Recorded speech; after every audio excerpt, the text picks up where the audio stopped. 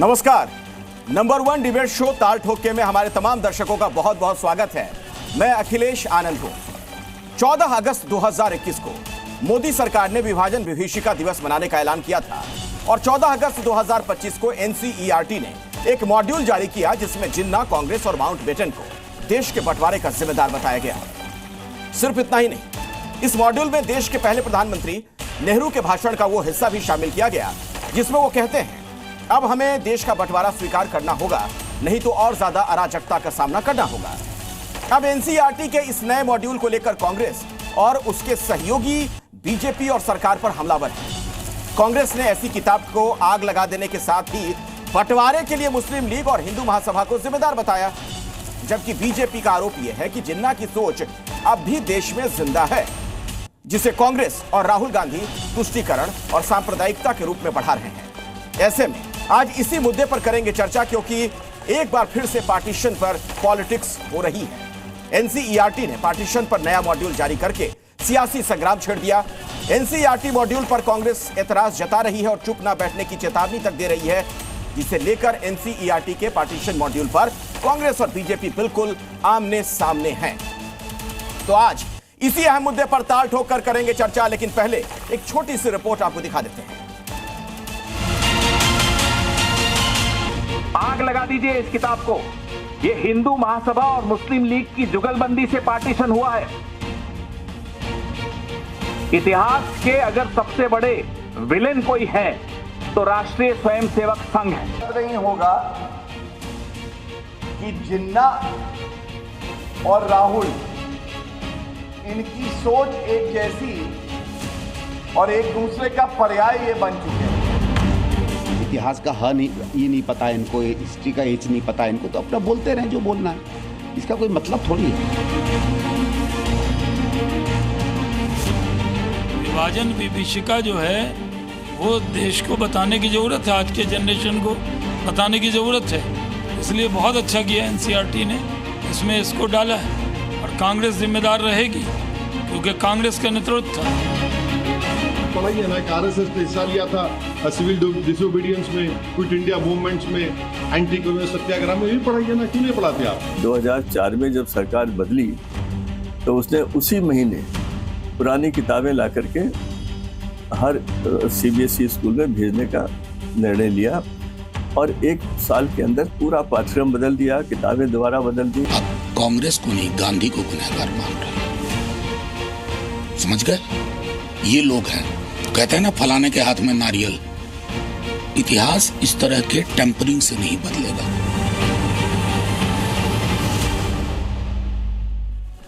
तो आइए इसी विषय पर चर्चा की शुरुआत करते हैं और जो मेहमान मेरे साथ जुड़ चुके हैं, सबसे पहले उनसे मैं आपका परिचय करवा दूं।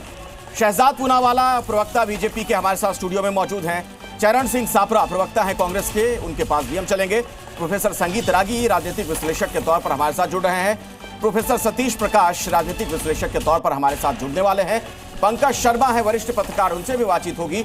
ओम जी उपाध्याय इतिहासकार हैं। अतीकुर रहमान इस्लामिक स्कॉलर हैं और प्रोफेसर गंगा सहाय मीणा, आप भी इतिहासकार के तौर पर हमारे साथ जुड़ रहे हैं। तमाम मेहमानों से बातचीत करूं, लेकिन शुरुआत शहजाद आपसे मैं करना चाहूंगा और सवाल बहुत बुनियादी सा है। अभी ये बताने की जरूरत क्यों पड़ी इस मॉड्यूल के जरिए आप लोगों को?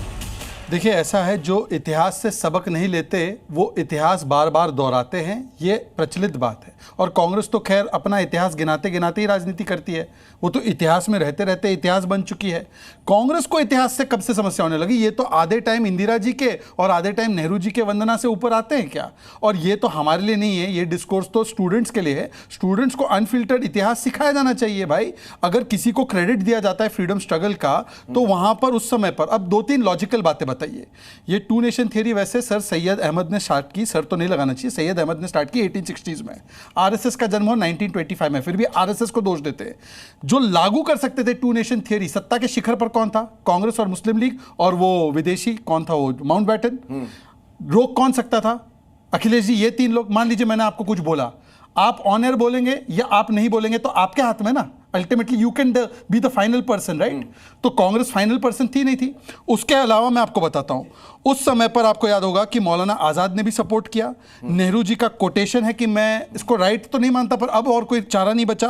कांग्रेस ने कैबिनेट मिशन प्लान रिजेक्ट किया, कांग्रेस ने माउंटबेटन प्लान को एक्सेप्ट किया और कांग्रेस वर्किंग कमेटी में भारत के विभाजन का प्रस्ताव पारित हुआ। तो कांग्रेस जिम्मेदार नहीं, उसके लिए कौन जिम्मेदार? फलाना जिम्मेदार। सावरकर को बोलते हैं, सावरकर जी ने अपोज किया 1940 में, उसके लिए आरएसएस जिम्मेदार। आरएसएस के मुखपत्र में ऑफिशियल स्टैंड है कि भारत का विभाजन गलत हुआ। पर मैं अब पूछना चाहता हूं आज क्यों? क्योंकि उस समय जो परिस्थितियां थी, पॉलिटिकल इस्लाम, सत्ता की हवस और तुष्टीकरण की राजनीति, उस समय परनाना ने किया, आज बेटा वही लेकर घूम रहा है। इसलिए भारत को कभी जाति में, कभी मजहब पे, कभी और भाषाओं पर बांटने के लिए और पॉलिटिकल इस्लाम का जो प्रोजेक्ट था कि संविधान के ऊपर मुस्लिम आरक्षण देना, शरिया को लागू करना, ये आज भी तो लक्षण दिखाते हैं। तो इसीलिए उस समय पर भी सीख नहीं ली और आज भी नहीं ले रहे। और आखिरी बात मैं पूछना चाहता हूं भाई, हमने 14 अगस्त को पार्टीशन हॉरर्स रिमेम्बरेंस डे, विभाजन की विभीषिका स्मृति दिवस को मनाने का काम किया। उसमें लाखों करोड़ों लोग मारे गए, विस्थापित हुए। प्रॉब्लम किसको होती है? पाकिस्तान को हो तो समझ में आता है, इस्लामिस्ट मूवमेंट को हो तो समझ में आता है, चरण सापरा और उनकी पार्टी को होने लगी प्रॉब्लम। ठीक है, जवाब बोलने लगे ये क्यों सिखा रहे हैं, ये मत बताइए, ये मत दिखाइए। अरे पाकिस्तान और पॉलिटिकल इस्लाम के सामने कितना नतमस्तक होंगे। और वैसे जय श्री कृष्ण सभी को बोलने के लिए अलाउड है ना? बिल्कुल, गुड इवनिंग बोलना पड़ेगा, है पूरा देश धूमधाम के साथ गुड इवनिंग मना रहा है। बोलना पड़ेगा। बिल्कुल। चरण सिंह साबरा साहब जवाब दीजिए, क्यों ना अनफिल्टर्ड इतिहास बताया जाए बच्चों को? देखिए, सर्वप्रथम तो मैं गोकुल अष्टमी की और दही हांडी की बहुत बहुत मुबारकबाद आपको और आपके सभी पैनलिस्ट और राधे राधे सभी दर्शकों को देता हूं। जिस तरह से ये अभी वक्तव्य मैंने सुना है, इस पर मैं इतना ही कहना चाहूंगा कि भारतीय जनता पार्टी, ये तो जग जाहिर है कि वो आरएसएस की कठपुतली है। और आपने कल भी एक उदाहरण देखा कि जिस तरह से आदरणीय प्रधानमंत्री जी ने लाल किले की प्राचीर से देश के बदले एक दल का प्रमोशन करने का प्रयास किया, एक दल का पीआर और टीआरपी करने का प्रयास उन्होंने वहां से किया है। तो ये उनकी फितरत है। और हमने ये भी देखा है कुछ दिन पहले कि जब ये नारे लगाते थे 400 पार होंगे, तो इन्हीं के नेताओं ने कहा कि 400 पार होंगे तो हम संविधान बदल देंगे। इन्होंने आरक्षण बदलने की और आरक्षण रोकने की बात की है। अनेक इनके सभी नेताओं ने, गोलवलकर से लेकर के मोहन भागवत जी, एक बार नहीं बार बार आरक्षण की समीक्षा होनी चाहिए, आरक्षण रोक देना चाहिए, इस तरह के वक्तव्य आते गए हैं। यानी ये संविधान विरोधी है, आरक्षण विरोधी है। ये तो 1947 से आज तक हमने देखा ही है। अब मैं बात करता हूं पार्टीशन की, जो ये बात कर रहे हैं। 1938 में मैं इनको याद दिलाना चाहूंगा कि गुजरात नजदीक है, पूनावाला जानते हैं, वहां पर हिंदू महासभा का अधिवेशन हुआ था। और उसी अधिवेशन के अंदर सावरकर जी की मौजूदगी में हिंदू मुसलमान एक साथ नहीं रह सकते और एक प्रस्ताव पारित हुआ था, 2 नेशन थ्योरी का प्रस्ताव 1938 में हिंदू महासभा की सेशन में हुआ था। उसके बाद 1940 में क्या हुआ, वही बात को जाकर के मुस्लिम लीग ने लाहौर के अंदर दोहराया और मुस्लिम लीग का जो सेशन था उसके अंदर प्रस्ताव पारित हुआ। 1942 में जब आदरणीय महात्मा गांधी जी ने अंग्रेजों भारत छोड़ो का आंदोलन छेड़ा, तब कांग्रेस पार्टी ने जितनी प्रोविंशियल सरकारें थी उसमें से हम बाहर आए, लेकिन भारतीय जनता पार्टी तो उस समय नहीं थी। लेकिन आरएसएस और हिंदू महासभा ने क्या किया, इन्होंने जाकर के मुस्लिम लीग के साथ में अलायंस किया और मुस्लिम लीग के साथ में इन्होंने सरकारें बनाई। नॉर्थ वेस्ट प्रोविंस की सिंध की सरकार बनाई, बंगाल की सरकार इन्होंने बनाई और सिंध की सरकार में असेंबली के अंदर इन्होंने प्रस्ताव पारित किया 2 नेशन थ्योरी का। तो ये किसका पाप है? ठीक है, ये आरएसएस आपने डिटेल में साबरा साहब अपनी बात रखी, शहजाद इस पर जवाब देना चाह रहे, छोटा सा जवाब दीजिएगा, फिर मैं बाकी गेस्ट के पास जाऊंगा। पूरा पैनल, आज बड़ा पैनल है हमारे पास, छोटा छोटा हम लोग रखेंगे। यहाँ पे बहुत सारे इतिहासकार हैं। अभी लास्ट फैक्ट से शुरू करते हैं कि हमारे नेताओं ने, श्यामा प्रसाद मुखर्जी ने अलायंस किया मुस्लिम लीग के साथ। जो बंगाल में अलायंस हुआ वो प्रजा कृषक पार्टी में थे, फजलुल खान। दूसरी बात, हमारी अलायंस का नाम प्रोग्रेसिव अलायंस था उस समय पे, आप चेक कर लीजिएगा। तो ये तो बात स्पष्ट है। ये इस बात का जवाब नहीं दिया कि लास्ट में सीडब्ल्यूसी का रेजोल्यूशन और भारत ने गवर्नमेंट ऑफ नेहरू ने स्वीकारा जो माउंटबेटन प्लान पार्टीशन का, वो क्या सावरकर जी ने स्वीकारा, आरएसएस ने स्वीकारा? उसका जवाब नहीं दिया। तीसरी बात, इन्होंने बोला टीआरपी बढ़ा रहे आरएसएस की मोदी जी। आपको पता है महात्मा गांधी ने वर्धा में तारीफ की जेपी नारायण ने तारीफ की, अरुणा आसिफ अली ने तो इनको याद होगा कि बताया कि कैसे आरएसएस के लोगों ने उनको शरण दिया, और प्रणब मुखर्जी जो इन्होंने राष्ट्रपति बनाया वो आरएसएस के हेडक्वार्टर में, तो ये भी टीआरपी बढ़ा रहे थे। और लास्ट फैक्ट उन्होंने आरक्षण के बारे में बोला कि हमने समीक्षा की बात की। साहब इतना झूठ तो यहां पे कोई इतिहासकार नहीं बोलेगा। 1960 का नेहरू जी का लेटर टू द स्टेट्स है कि हम आरक्षण नहीं चाहते हैं, ये सेकंड क्लास सिटीजन बनाता है। और फिर राजीव गांधी ने तो ये कह दिया मंडल के बाद कि ये मूर्खों के लिए आरक्षण होता है। संगीत रागी से लेकर यहां पर ओम जी है। अगर मैं झूठ बोल रहा हूं तो ये मुझे अभी यहां पे साहब बिल्कुल छोटा सा, चूंकि बहुत सारे गेस्ट हैं, जल्दी से एकदम 20 सेकंड में अपनी बात रखिए। ये देखिए, ये बात करेंगे, नेहरू जी की बात करेंगे, राजीव गांधी जी। अरे आपने किसकी बात की? मैं आपके बीच में नहीं बोला था। नहीं, नेहरू जी का लेटर सही गलत, एक मिनट, मैं आपके बीच में नहीं बोला था ना, होने दीजिए ना। अब ये नहीं कहेंगे कि मोहन भागवत जी ने भी कहा था रिजर्वेशन के बारे में कि समीक्षा होनी चाहिए, आरक्षण के बारे में समीक्षा की बात तो मोहन भागवत जी ने भी की। मैं तो गोलवलकर से लेकर के यहां तक की बात कर रहा हूं। तो ये तमाम सारी बातें ये झूठ फरेब करते हैं और ये इनका पाप है, ये आरएसएस। ठीक है, चलिए हो गया। अखिलेश जी मैं 10 सेकंड चाहता हूं, आप ऐसा मत जाने दीजिए। बाकी और भी नहीं, मैं माफी चाहता हूं, 10 second. I dislike any kind of, आराम से सर 10 सेकंड प्लीज। एक्सपोज हो रहे हैं, देखिए बीच में बोलते रहेंगे क्योंकि एक्सपोज हो रहे हैं। नहीं अखिलेश जी, उनकी आवाज जाएगी तो मेरी आवाज नहीं जाएगी। मैं खुद एंकर रह चुका इस चैनल पे। साबरा साहब सुन लेते हैं जल्दी से, लेकिन जल्दी से I dislike any kind of reservation. I react strongly to anything that leads to inefficiency and second-rate standards. Nehru's letter 27 June 1961. Sabra साहब, नहीं देखिए, मैं ये कहता हूं कि मोहन भागवत जी ने जो कहा उस पर बोले ना। मोहन भागवत जी ने क्या विरोध नहीं किया आरक्षण का? क्या उससे पहले आप स्टेटमेंट पढ़ा दो मोहन भागवत का। इतना झूठ सर संचालक जी के बारे में बोला जा रहा है, आप स्टेटमेंट पढ़ाओ। सर संचालक जी ने कभी आरक्षण का विरोध नहीं किया है, आप स्टेटमेंट पढ़ाइए। संगीत रागी बैठे, पूछिए उनसे, कोई स्टेटमेंट ऐसा नहीं दिया गया है। मनमोहन वैद्य ने कहा कि आरक्षण, मनमोहन वैद्य जी पे, अरे ये छोड़िए, आप स्टेटमेंट कोट करो डेट के साथ। हेडगेवार ने तो, चलिए ठीक है, मैं चर्चा को आगे बढ़ाता हूं। आप लोगों की बात हो गई। प्रोफेसर संगीत रागी, अभी बच्चों को अगर इस मॉड्यूल के जरिए ये बताया जा रहा है, इतिहास का ये पहलू वाकिफ उससे करवाया जा रहा है, इसके पीछे क्या मंशा हो सकती है? कांग्रेस को कहीं खलनायक बनाने का प्रयास तो नहीं है, जैसा कि कांग्रेस आरोप लगा रही है? देखिए, पहले एक अभी जो सवाल उठा उसका मैं उत्तर दे देना चाहता हूं। अनटचेबिलिटी और आरक्षण को लेकर के, अनटचेबिलिटी को लेकर के वसंत व्याख्यानमाला में परम पूजनीय सर संचालक जी ने तत्कालीन कहा था कि यदि अस्पृश्यता अपराध नहीं है तो मानवता के प्रति और कोई अपराध हो ही नहीं सकता है।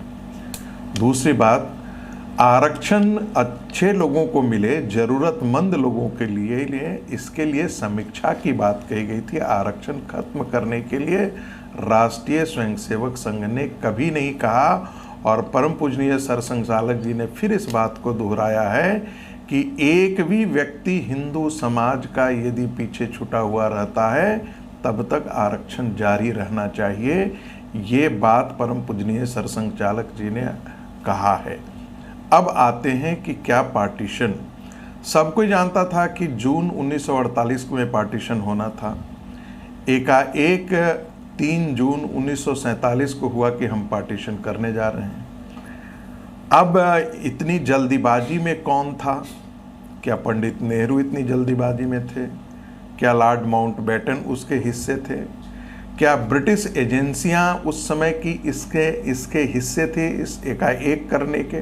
जी, आप ध्यान दीजिए, 8 जुलाई को जो आपका जो बॉर्डर तय हुआ पाकिस्तान के लिए, 8 जुलाई को रेड क्लिफ की घोषणा होती है और 15 अगस्त को आपको आज़ादी मिलती है।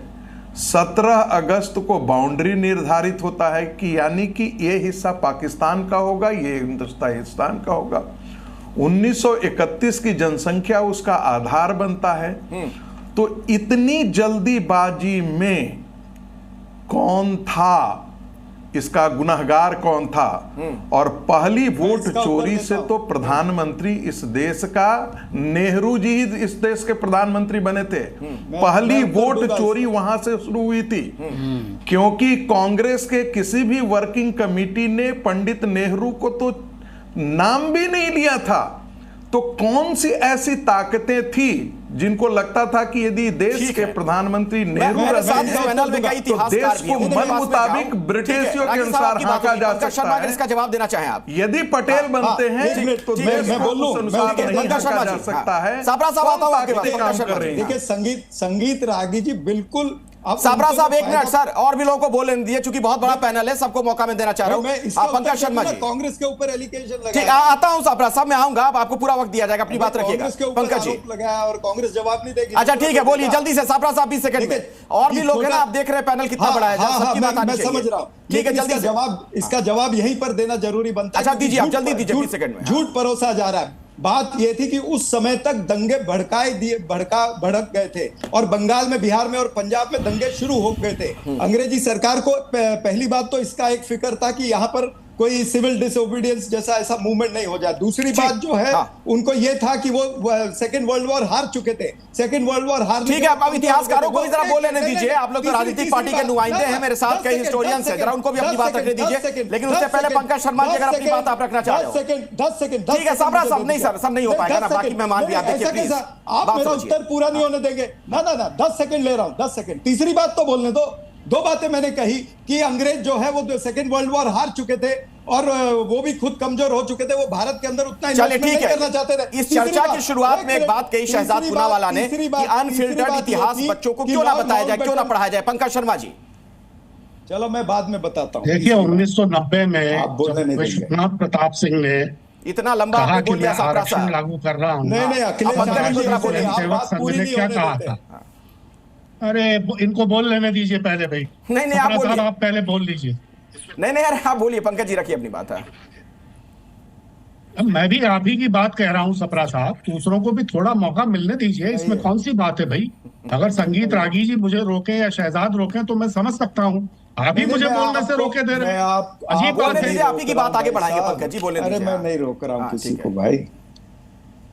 मैं ये कह रहा हूं कि जब 1990 में विश्वनाथ प्रताप सिंह जी ने घोषणा की आरक्षण लागू करने की, कि मैं आरक्षण लागू कर रहा हूं, आरएसएस ने खुलकर उसका विरोध किया। उसके पहले 1965 में दीनदयाल उपाध्याय जी ने आरक्षण का विरोध किया, जातिवाद का, छुआछूत आधारित जातिवाद का खुलकर समर्थन किया। 2015 में मोहन भागवत जी ने आरक्षण की समीक्षा करने की बात कही। 2017 में फिर राष्ट्रीय स्वयंसेवक संघ के वरिष्ठ नेताओं ने आरक्षण की समीक्षा करने की मांग की। फिर 2019 में दोबारा कहा कि आरक्षण की समीक्षा होनी चाहिए। चूंकि इतनी बार ये बात वो कह चुके थे, इसलिए मोहन भागवत जी को फिर से ये साफ करना पड़ा, स्पष्ट करना पड़ा कि राष्ट्रीय स्वयंसेवक संघ आरक्षण के खिलाफ नहीं है। लेकिन दरअसल असलियत यही है कि राष्ट्रीय स्वयंसेवक संघ पूरी तरह आरक्षण के खिलाफ है। ठीक है, शहजाद इस पर अपनी बात कुछ रखना चाहते हैं छोटे में, फिर मैं आता हूं बहुत छोटे में, जल्दी से। बहुत छोटे में। देखिए अखिलेश जी, ये आपका शो है, ये आपका शो है, आपके डिबेट है। संगीत जी 10 सेकंड, मात्र 10 second. Sangeet ji if you don't mind 10 second. आप किसको बुलाते हैं आपके विवेक पे। अभी चरणजीत सापरा जी पंकज जी को बोलने भी नहीं दे रहे थे। वैसे पंकज जी को आपने बुलाया एज ए एनालिस्ट या पत्रकार। पंकज जी कांग्रेस के हिंदी डिपार्टमेंट के सेक्रेटरी भी है, तो वो कांग्रेस के ही है। अब जो आदमी अपने बारे में डिस्क्लोज, मेरे पास वीडियो में चला दूंगा, जो आदमी अपने बारे में डिस्क्लोज नहीं करता वो आरएसएस पे कितना झूठ बोलता होगा, वो आरएसएस के बारे में कितना झूठ बोलता होगा। आपने डिस्क्लोजर दिया अपना कि मैं तो चरणजीत सापरा का बी टीम हूं। पहले आपकी विश्वसनीयता क्या है? पहले तो इनकी विश्वसनीयता क्या है कि जो कांग्रेस से हैं वो पत्रकार के रूप में आ रहे हैं? बताइए ऑफिशियल। मैं सुना दूं, भाई सुना रहने दीजिए, व्यक्तिगत नहीं होना, विषय पे आइए। नहीं व्यक्तिगत का सवाल ही नहीं। अभी दूसरी बात अपनी बात रखिए। दूसरी बात मैं सच बोल रहा हूँ झूठ बोल रहा हूँ? मेरे पास वीडियो में चला दूंगा, मैं वीडियो लेकर आया हूँ, चला दूंगा। अब सुन लीजिए पंकज जी, फड़फड़ाना नहीं है, पंकज जी फड़फड़ाना नहीं है। केजरीवाल से लेकर ममता बनर्जी तक, क्योंकि संगीत रागी जी कुछ बोलना चाह रहे थे। मैं चाहता हूँ कि हमारे दर्शक थोड़ा इतिहास के नजरिए, इतिहासकारों के नजरिए से भी इस विषय को समझें, क्योंकि बैठे उनके पास जाना जल्दी से वरिष्ठ है, वो बोलना चाहते हैं। मैं 5 सेकंड में अपनी बात रख दूंगा कि चाहे वो मंडल कमीशन को लागू करने की बात हो, और वो बीजेपी रूल्स गवर्नमेंट ने किया है, सपोर्टेड गवर्नमेंट ने किया है, और मंडल का विरोध इंदिरा जी ने, फिर राजीव जी ने किया। मुस्लिम को दे देना SC ST OBC का आरक्षण यूपीए के जमाने से लेकर कर्नाटका में, इसके कई उदाहरण हैं। तो आरक्षण विरोधी कौन है, इसके प्रमाण सबके पास उपलब्ध है। चलिए आपकी बात हो गई। ओम जी उपाध्याय मेरे साथ हैं इतिहासकार के तौर पर। ओम जी उपाध्याय जी, आपके मुताबिक इतिहास के पन्नों में क्या दर्ज है, क्या कहानी है बंटवारे की, विभाजन की? अखिलेश जी देखिए, मुझे आश्चर्य होता है कि किसी भी जो मॉड्यूल बना है उसके किसी हिस्टोरिकल फैक्ट पे अब तक किसी का कोई प्रश्न नहीं आया, कोई उसमें फैक्चुअल गलती हो ऐसा कोई प्रश्न नहीं आया।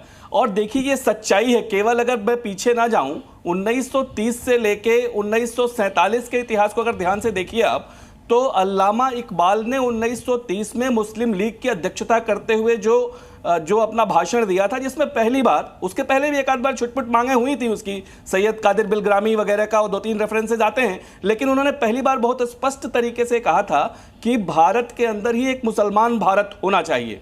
उसके बाद 33 में चौधरी रहमत अली जो यूजी का स्टूडेंट था कैम्ब्रिज का, उसका पर्चा आता है। फिर 40 में और सारे बड़े नाटकीय घटनाक्रम होते हैं, लेकिन असली कहानी 40 से शुरू होती है, जब 40 में मुस्लिम लीग प्रस्ताव लेके आता है, लाहौर प्रस्ताव, जिसके बाद मोहम्मद अली जिन्ना कहते हैं कि हमने एक पिस्टल बना ली है जिसका समय पड़ने पर हम उपयोग करेंगे।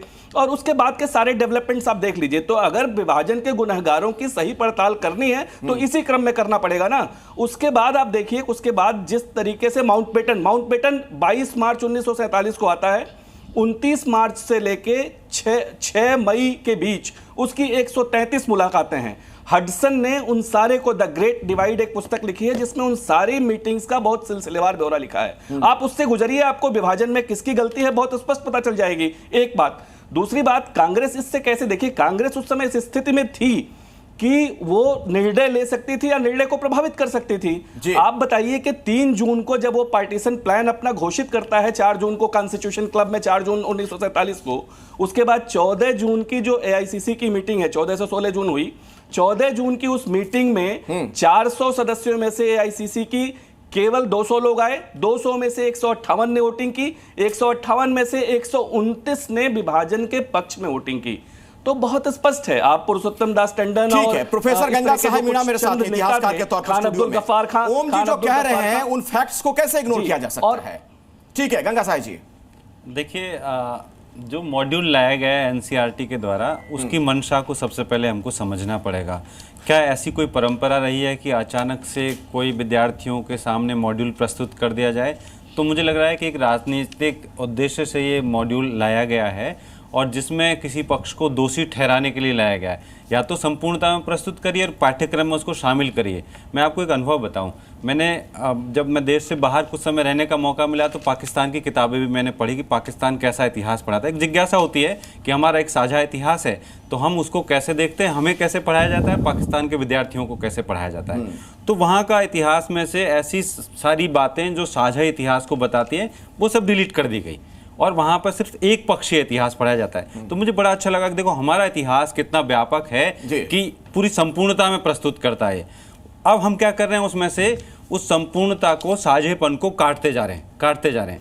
हमने एक भारत चुना, एक भारत जो समावेशी भारत, सबको साथ में लेकर चलने वाला भारत। अब हम उसको एक पक्षीय क्यों बनाना चाहते हैं? अगर हम पार्टीशन के बारे में जानना चाहते हैं तो विद्यार्थियों को शुरू से बताना होगा कि 19वीं सदी में वो स्थितियां बनी जहां से पहली बार एक सांप्रदायिकता की उत्पत्ति हुई, कौन लोग उसको बढ़ा रहे थे, वहां से विधिवत रूप से बताएं। और साथ में इसमें अंग्रेजों की भूमिका, जो मैंने मॉड्यूल पढ़ा है, जो एनसीईआरटी ने जारी किया है, उसमें अंग्रेजों की भूमिका के बारे में बहुत कम लिखा गया है, जबकि वो विभाजनकारी नीति सबसे ज्यादा अंग्रेजों की थी। आपकी बात का जो लब्बो लुबाब है, आप ये कह रहे हैं कि राजनीतिक उद्देश्य के तहत ये मॉड्यूल लाया गया है। बिल्कुल। ठीक है, मैं इसका जवाब ले लेता हूं। नहीं, जल्दी से मैं एक लाइन में अपनी बात खत्म करूंगा। उसमें एक बड़ी महत्वपूर्ण बात लिखी है लेकिन मॉड्यूल में, कि अब हम कैसा भारत बनाना चाहते हैं, हम विभाजन से क्या सीख ले सकते हैं, क्या सबक ले सकते हैं। तो हम सांप्रदायिकता का विरोध करें, किसी भी तरह की सांप्रदायिकता के लिए कोई स्पेस हमारी सोसाइटी में ना हो। लेकिन हो क्या रहा है वास्तव में? देश के प्रधानमंत्री कहते हैं कि मैं कपड़ों से पहचान लेता हूं। अभी किस तरह का भारत हम बनाना चाहते हैं? हम साझे भारत को, फिर हम भटक जाएंगे, इधर उधर डाइवर्ट हो जाएंगे। एक मिनट, प्रोफेसर सतीश प्रकाश भी मेरे साथ हैं। सतीश प्रकाश जी, क्या आप इस बात से सहमत हैं जो यहां गंगा जी कह रहे हैं कि इसके पीछे राजनीतिक उद्देश्य लगता है, इस मॉड्यूल के पीछे? नहीं, देखिए, बड़ा दुर्भाग्य है कि पूरी दुनिया में किसी भी देश के अगर टुकड़े हुए तो उस देश से बहुत सारी आवाजें निकली। भारत के जब टुकड़े हुए, भारत को जब बांटा जा रहा था, तो चाहे कोई भी संगठन था, चाहे वो कांग्रेस थी या उस समय की हिंदू महासभा थी या और बहुत सारे संगठन थे, शायद किसी भी संगठन ने किसी भी लेवल पे देशव्यापी कोई ऐसा जन आंदोलन पूरे इतिहास में नहीं दिखाया जाता कि जहां पे वो सरेआम विरोध कर रहे हो। एक छोटी सी बात थी, सिर्फ जिन्ना को प्रधानमंत्री बनाना था, चूंकि जिन्ना एक मुसलमान थे, एक मुसलमान प्रधानमंत्री ना बनाया जाए इस देश में, इसी को लेकर के कहीं ना कहीं हमने इस देश के बंटवारे को स्वीकार किया। आज की जो बीजेपी है, कल की वो जनसंघ थी, जनसंघ से पहले कहीं ना कहीं एक हिंदू महासभा भी थी। सावरकर जी ने खुद पुणे के अधिवेशन में, क्योंकि 1940 में लाहौर के अधिवेशन में बाकायदा ये मुस्लिम लीग ये बात करती है, लेकिन 30 में कहीं ना कहीं सावरकर ये बात मान चुके थे कि भारत के लोगों को, भारत के हिंदुओं को कहीं ना कहीं अलग राज चाहिए। ये सवाल रहेंगे। दूसरी बात, गांधी जी के ऊपर भी एक सवाल रहेगा कि 1932 में गांधी जी ने बाकायदा आमरण अनशन किया, जो दलितों के कॉन्स्टिट्यूशनल राइट थे, कहीं ना कहीं गांधी जी भी चुप है। ये सवाल गांधी जी से भी पूछा जाएगा कि जब इस देश के टुकड़े हो रहे थे तो गांधी जी ने कोई ऐसा जन आंदोलन नहीं किया, और ना ही ये जन आंदोलन कहीं ना कहीं जो आज अपने आप को राष्ट्रवादी कहते हैं, आरएसएस कहती है, हिंदू महासभा कहती है, इन लोगों का कहीं भी कोई विरोध नहीं था। कहीं ना कहीं एक सत्ता की बंटवारा था। देश की एक बड़ी आबादी जो दलितों के रूप में कहीं ना कहीं देश में आबादी महसूस कर रही थी, उसको आज भी आजादी नहीं है। भारत आजाद, आज भी आजादी नहीं है, मतलब आजादी थी, नहीं, आज भी आजादी नहीं का क्या मतलब है? क्या कहना चाह रहे हैं आप? जी नहीं, आप मेरी बात को सुनिए। आप देखिए, सुनिए, कौन प्रधानमंत्री बनेगा, वो हिंदू होगा या मुसलमान होगा, इस बात के ऊपर अगर कोई राष्ट्र बढ़ जाए, ये सवाल है ना, ये सवाल इसलिए भी है ना। नहीं, सवाल पूछिए ना, लेकिन आपने आखिर में जो बात कह दी दलितों को लेकर कि आज भी आजादी नहीं है, इसका मतलब थोड़ा समझा तो दीजिए। देखिए, बिल्कुल 100, देखिए खुद बाबा साहब डॉक्टर भीमराव अंबेडकर जी ने कहा है, और अपनी किताब में भी उन्होंने सवाल पूछा है, गांधी जी से भी ये सवाल पूछा है कि आखिर वो क्या हालात थे, आखिर वो क्या मुद्दे थे कि जहां इस देश को बांटा जा रहा था। चलिए, आप मेरे सवाल का जवाब कर नहीं दे। शहजाद, हाँ, कुछ कहना चाह रहे थे इस पे। अतीकुर रहमान मेरे साथ है, मैं आता हूं सर आपके पास इसके बाद। शहजाद, सतीश जी की बातों को तो मैं एंडोर्स करता हूं, लास्ट वाली। आप बोलेंगे कैसे? अरे भाई, खड़गे जी की स्थिति देखो, कहां आजादी है, नाम के लिए पद पे है, पर वो खुद बताते मैं हाईकमांड नहीं हूं। बताया कि नहीं बताया? कमरे के बाहर ठक ठक ठक ठक कर रहे थे, प्रियंका वाड्रा जी नामांकन कर रही थी। सर सतीश जी, आपकी बुरी स्थिति यह है कि आप जब बोलते हो तो हम साइलेंटली बैठे रहते हैं और आप प्रोफेसर होने का कभी परिचय नहीं देते। मतलब कि ये तरीका है क्या? सुनिए भाई सतीश जी, सर सुन लीजिए, एक एक करके हम लोग बोले तो बेहतर है, क्योंकि बहुत संवेदनशील विषय है, सारी बात आनी चाहिए। आवाज इतनी मतलब लाउड है कि भाई किसी की आवाज नहीं जाए इस पे। अरे भाई, 500 बार रिक्वेस्ट करेंगे तब आप बोलने दीजिएगा क्या? हमारी बारी है इस देश में। अरे भाई, हमारी बारी है जी वालों। क्या जा रहा है? ठीक है, शहजाद बोलिए। अरे कैसे बोले इनकी? अब भाई, हम भी तो अल्पसंख्यक समाज से मैं भी हूँ। अरे आपकी आवाज ही बुलंद है शहजाद। नहीं, मेरी आवाज बुलंद है, पर ये बीच में बोलते रहेंगे तो कैसे आवाज पहुंचेगी? डिस्टर्बेंस में जाता है भाई। अखिलेश जी, हम भी थोड़े दिन बिता चुके हैं एंकर के रूप में। ठीक है, आप बोलिए। धन्यवाद। अरे भाई, पेशेंस रखो यार। सतीश जी प्लीज, इस तरीके से बातचीत नहीं हो पाएगी सर, मैं रिक्वेस्ट कर रहा हूँ आपसे, एक एक करके अपनी बात रखिए, दर्शक किसी को सुन नहीं पाएगा वरना ऐसे में। ठीक है, सिर्फ शहजाद बोलेंगे। शहजाद की आवाज जान दीजिए। सामाजिक आजादी की लड़ाई। ठीक है, आता हूँ आपके शहजाद। हिंदू होगा ना मुसलमान होगा, उसमें मानवता होगी। सर थोड़ा सा धैर्य रख लीजिए प्लीज, मैं आपसे रिक्वेस्ट कर रहा हूँ। आपने बहुत लंबा अपनी बात रखी, बहुत ही विस्तार में अपनी बात आपने रख दी है, अब सुन लेते हैं शहजाद जल्दी से। मैंने तो उदाहरण दिया कि एक और, चलो और सीरियस उदाहरण देता हूँ। 370 नाम की जो कलंक लागू थी, उसकी वजह से वाल्मीकि समाज को अधिकार नहीं था वोटिंग का, ना आरक्षण का जम्मू कश्मीर में। ये तो आरएसएस के प्रचारक नरेंद्र मोदी ने कब्र में गाड़ दिया 370 को, तो वाल्मीकि समाज को अधिकार मिला, तो तिरंगा लहराया, तो बाबा साहेब आंबेडकर का संविधान वहां पर लागू हुआ। बीच में बोलना बंद करो सतीश जी, अब बहुत पानी सर से ऊपर जा रहा है। ये तरीका नहीं हो सकता अखिलेश जी। हम भी मेहनत करते ताकि जनता को फैक्ट्स पता चले, इनके बड़बड़ के लिए नहीं आए यहाँ पे। प्लीज रखिए अपनी बात रखिए, इनको बारी बारी से की बात जाने दीजिए प्लीज। कश्मीर में ठीक है, ऐसे सतीश प्लीज बात तो समझिए, आप ऐसे मत बोलिए ना पैरेलल में। हम अपना भी टाइम वेस्ट हो रहा है, दर्शकों का भी हो रहा है। अतीक जी बोल नहीं पाए, बाकी लोग देख रहे हैं, ऐसे थोड़ी होती है डिबेट यार। मैं नहीं करूंगा जब तक ये सतीश प्रकाश जी, मैं रिक्वेस्ट कर रहा हूं सतीश प्रकाश जी, मैं रिक्वेस्ट हम अपना टाइम वेस्ट करने 2-2 घंटा रिसर्च करते आते हैं क्या पॉइंट? नहीं, मैं नहीं बोलूंगा जब तक इनको चुप नहीं कराएंगे, या आप बारी बारी से करना चाहूंगा, एक एक बात ही पे जाए दर्शकों तक तो बेहतर है। ये तरीका नहीं है डिबेट का भाई, हम सभ्य तरीके से डिबेट करें यार। अपनी बात रखिए देश की आजादी के समय में बाबा साहब डॉक्टर भीमराव आपका पीसीआर ही कोऑपरेट नहीं कर रहा, मैं क्या बोलूं? मैं कैसे बात रखूं? ये लगातार बोल रहे हैं, ना कोई सेंस बोल रहे हैं, मेरी बात ही नहीं जाएगी, मैं कैसे बोलूं? बोलिए बोलिए, अपनी बात रखिए। 5-6 मिनट गवा दिया इन लोगों ने। एनीवे, मैं बता रहा हूं कि 370 जाम का जब तक दीमक लागू था तब तक था क्या आरक्षण का अधिकार दलितों को, वाल्मीकि समाज को? चलिए छोड़ देते। अब साहब की बात पे आते। साहब ने बोला मंशा गलत है, फैक्ट्स पे इन्होंने नहीं बोला मंशा और प्रस्तुतिकरण गलत है, संपूर्णता में होना चाहिए। तो मैं 2 सवाल संपूर्णता पे पूछना चाहता हूं। नेहरू जी को हम बताते दुनिया का सबसे बड़ा डेमोक्रेट था। नेहरू जी ने मजरू सुल्तानपुरी को जेल में डाला है, फर्स्ट अमेंडमेंट लाकर बोलने की आजादी पर रोक लगाई है, कभी किसी इतिहासकार के किताब में आए? दूसरी बात, संपूर्णता की बात करते हैं। अब हम लोग बोलेंगे बाबर के बाद हुमायूं, हुमायूं के बाद अकबर के बाद शाहजहां, जहांगीर। मैं इनसे तो नहीं, पर वो जो सापड़ा साहब बैठे ना, ये तो बोलते सब कुछ पढ़ा है ना। अहोम डायनेस्टी के 5 राजाओं के नाम बता दो।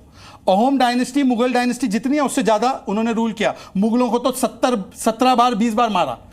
इनसे पूछे अहोम डायनेस्टी के 5 राजा के नाम बता दे। ये बैठे ना सापड़ा साहब, जवाब देना चाहेंगे क्या? ये मुगलों का पूरा बता देंगे। मुगल ये हुआ, फिर औरंगजेब वैसे गया, औरंगजेब टोपी सिलता था, ले लेते हैं, बोलेंगे। आपने सवाल पूछा, जवाब ले लेते हैं। सापड़ा साहब जवाब देना चाहेंगे? देखिए, ऐसा भारतीय जनता पार्टी और उसके प्रवक्ता इधर उधर की बात करके कंफ्यूजन पैदा करने का काम, ये बड़े राष्ट्रभक्त बनते हैं ना। तो ये बता दें कि के सुदर्शन जी ने, जो आरएसएस के सरसंचालक थे, उन्होंने 2001 में संविधान का विरोध क्यों किया?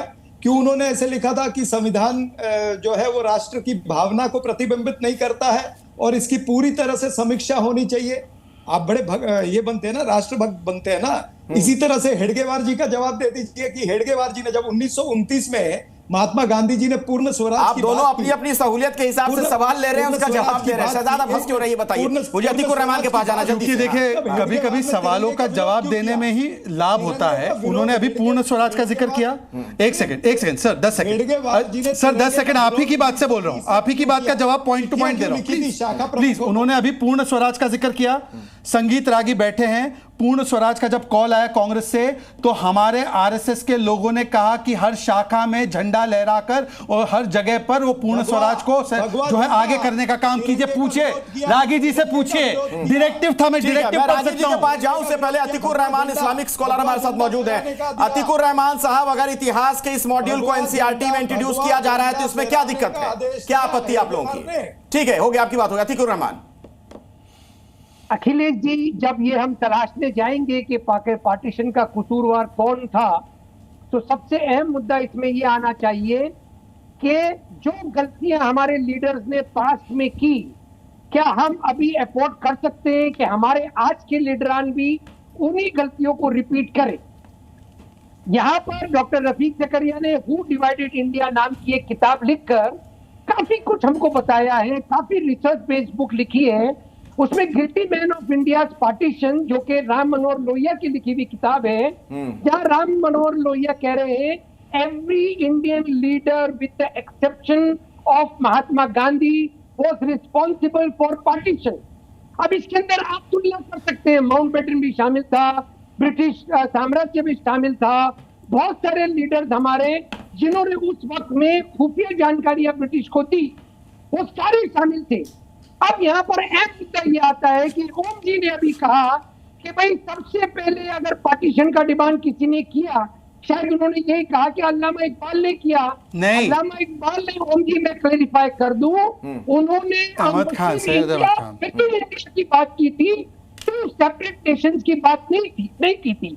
इसलिए मोहम्मद अली जिन्ना की 2 नेशन थियोरी से अल्लामा इकबाल का विद इन इंडिया जो मुस्लिम डिमांड था उसको आप कंपेयर ना करें तो अच्छा होगा। हमारे आज के लीडर्स अगर वही गलतियां फिर से दोहराएंगे तो हम इसका जवाब कभी ढूंढ नहीं पाएंगे। अखिलेश जी, ठीक है। संगीत रागी जी, आपसे इसी पर मैं जवाब चाहूंगा। तो क्या इतिहास के तथ्यों को तोड़ मरोड़ कर पेश किया जा रहा है अपनी सुविधा के मुताबिक, अपने एजेंडे को आगे बढ़ाने के लिए? देखिए, इस देश का विभाजन के पीछे सबसे बड़ी जो मानसिकता थी वो मुस्लिम अलगाववाद की थी। और इस्लाम का डॉक्ट्रिन के अनुसार, इस्लामिक डॉक्ट्रिन में ये अलगाववाद इंटीग्रेटेड है, मैं दोहरा रहा हूं। उस अलगाववाद की मानसिकता को मुस्लिम तुष्टीकरण से कांग्रेस पार्टी ने पुष्ट किया और वो राक्षस इतना बढ़ गया कि आने वाले दिनों में खुद नेहरू को कहना पड़ा कि मुस्लिम लीग और जिन्ना सुरसा की तरह एक के बाद एक डिमांड कर रहे हैं। उन्होंने इस पत्र को गांधी जी को लिखा। उस विभाजन के दस्तावेज पर हस्ताक्षर किसके थे? कांग्रेस पार्टी के, मुस्लिम लीग के मैं इसका जवाब देना और तारासिन के थे। मैं यदि एक कल भारतीय जनता पार्टी के एक प्रवक्ता ने बहुत अच्छा है, यदि राष्ट्रीय स्वयंसेवक संघ, विश्व हिंदू या उस समय हिंदू महासभा इतने ताकतवर थे तो उन लोग विभाजन के लिए काम करते ना।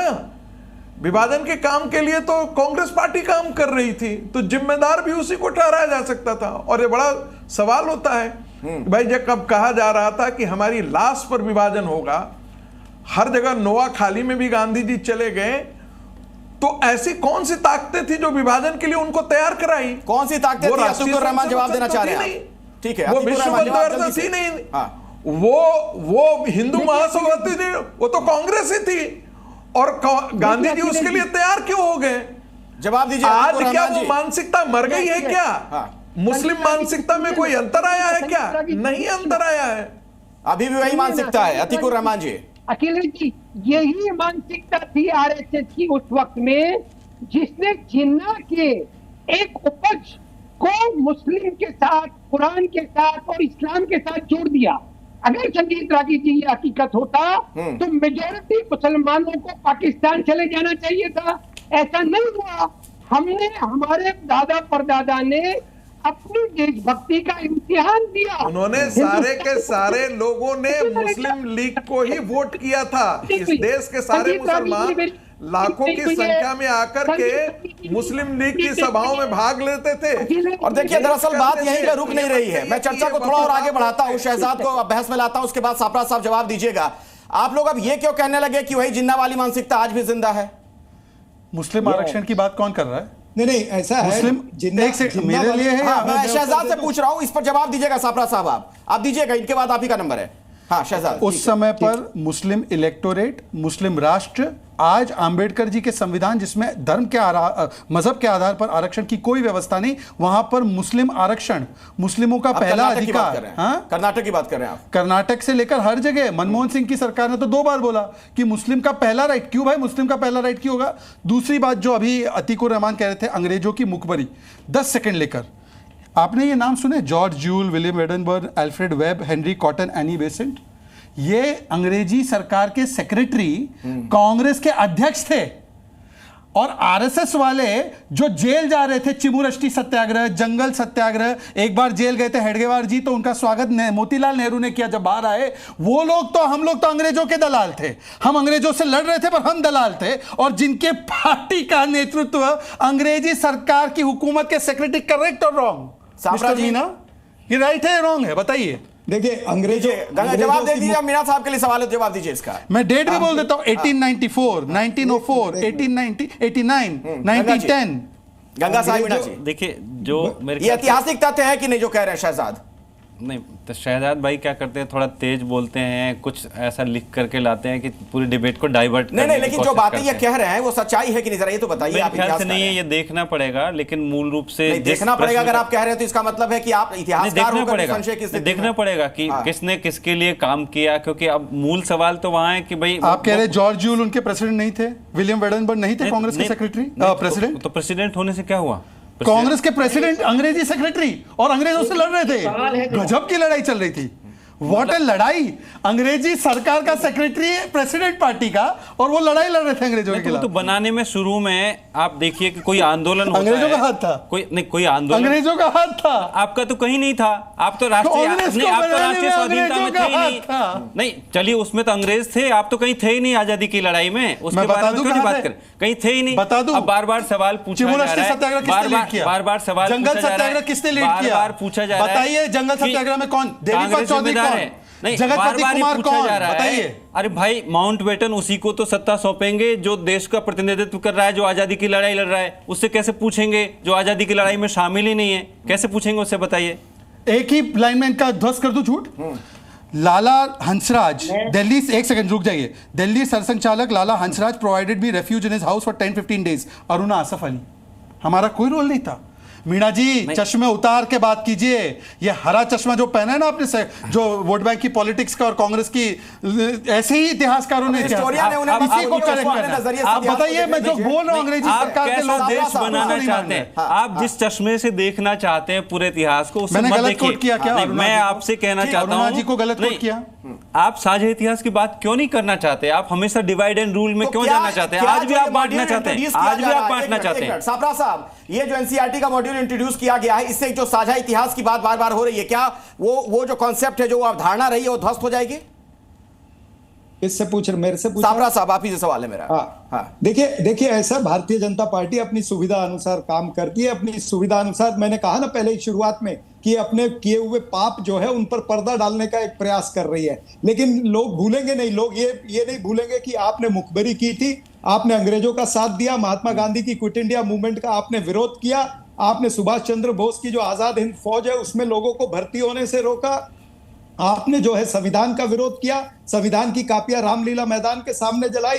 हेडगेवार जी ने जो तिरंगा था उसका 1930 में चिट्ठी लिख करके सभी शाखा प्रमुखों को चिट्ठी भेजी थी कि तिरंगा नहीं लहराना, भगवा लहराना है। ये महात्मा गांधी जी के खिलाफ। आरएसएस हिंदू महासभा महात्मा गांधी जी की जो विचारधारा थी उसके खिलाफ काम करती रही है, इसीलिए उस विचारधारा ने महात्मा गांधी की हत्या की। गोडसे ने जो हत्या करी थी वो इसी विचारधारा। अब मुझे इसका जवाब दे दीजिए। अब दोनों फैक्ट पे जवाब देता हूं। आजाद भारत का गांधी जी की हत्या आरएसएस ने की थी, ये तथ्य नेहरू की सरकार में ही आरएसएस को क्लीन चिट न केवल मिला, बल्कि उसके बाद आरएसएस को 1963 के रिपब्लिक डे परेड में इनवाइट किया गया।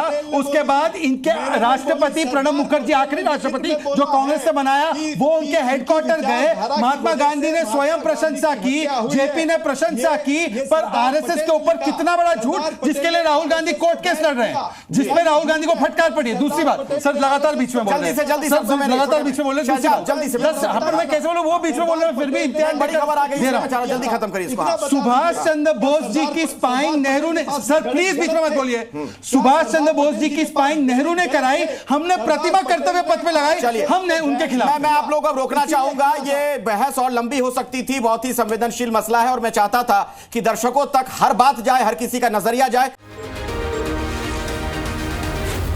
जी न्यूज़।